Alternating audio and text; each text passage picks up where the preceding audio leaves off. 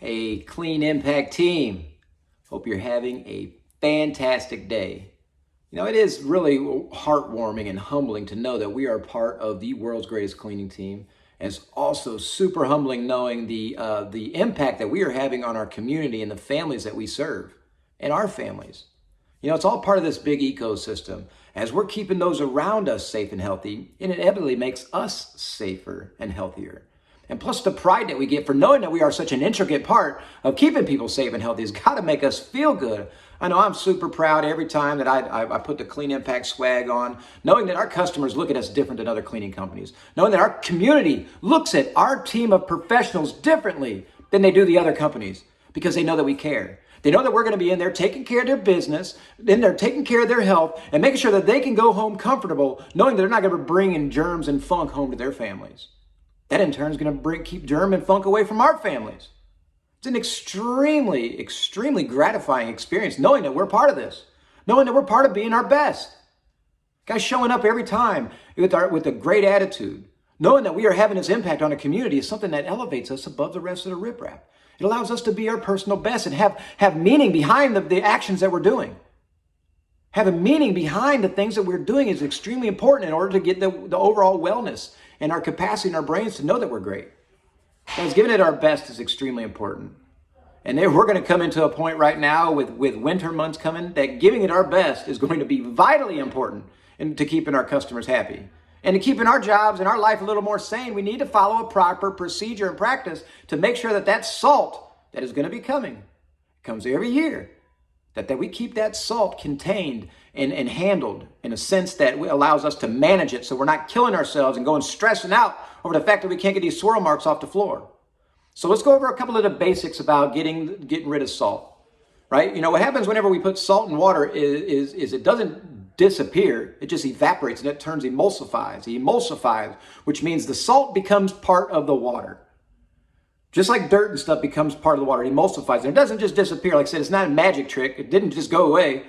It just emulsified and it turned in part of that water.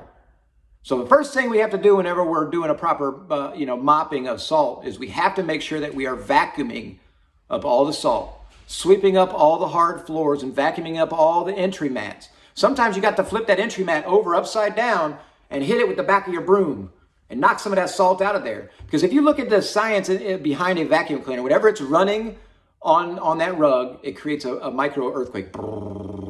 So as that bristle is hitting up against the carpet, it's creating this little earthquake, which causes all the debris to flutter, to bounce.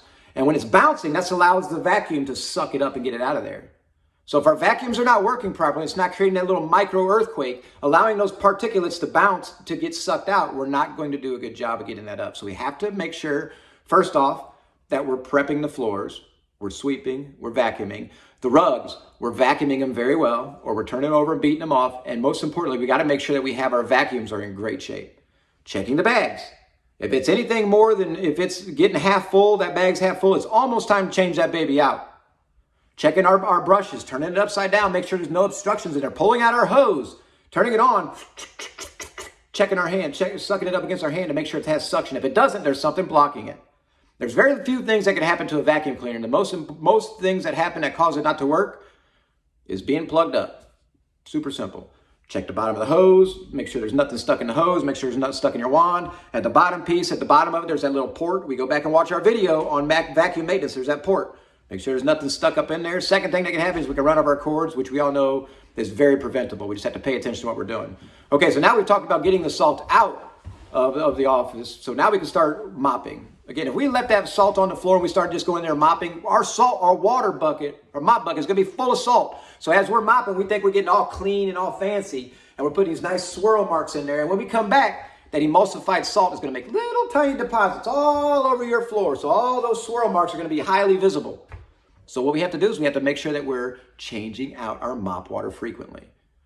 We have to make sure we're changing out our mop water frequently. So here's what happens. If we can contain that salt to the lobby by paying attention to what we're doing, by having a clean rug, because if that rug is super dirty, there's going to be nowhere for the salt to fall at. So the new salt that's coming in is not going to have a place to be deposited on the mat. It's going to be tracked throughout our buildings. Now we're going to be fighting salt all over our building.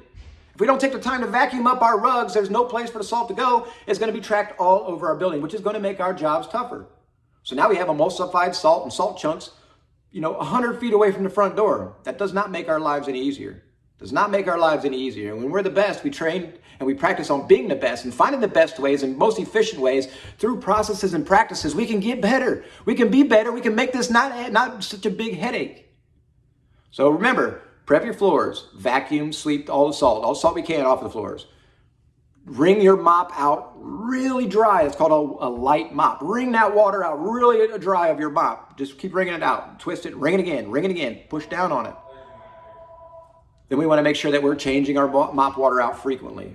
We want to make sure that the water that we use on our lobbies is not the stuff that we're going to use in the bathrooms, or not the stuff we're going to use in the kitchens, or not the stuff we're going to use other places. That would just deposit that salt all over the building. We don't want to do that. Guys, let's pay attention to those little things that separate us from everybody else. It's through our practices and our training and our processes and paying attention to these standards and these processes is going to make our lives so much easier. It's going to make our quality of service so much better. Now, in these times where there's heavy salt and lots of this debris going on, it's going to take a little bit away from the other stuff, so maybe some of the dusting or stuff like that. So we have to make sure that if we have a heavy salt night that we're working on the lobbies, and we're putting a lot of energy in there, we have to put in the back of our minds, we have to go back and catch up on the things that we might have missed. And if we're having a hard time catching up on those things we might have missed, you've got to let us know so we can get somebody out there to help us out. This is what separates us from everybody else, guys. It's because we care. It's because we have a process. Because we're part of a team. That means we can be our best because we're training and because we're aware and because we want to be remarkable all the time. More is caught than is taught. Let him catch us being remarkable. Let him catch us doing the right thing, and let him catch us being our absolute best. God is good.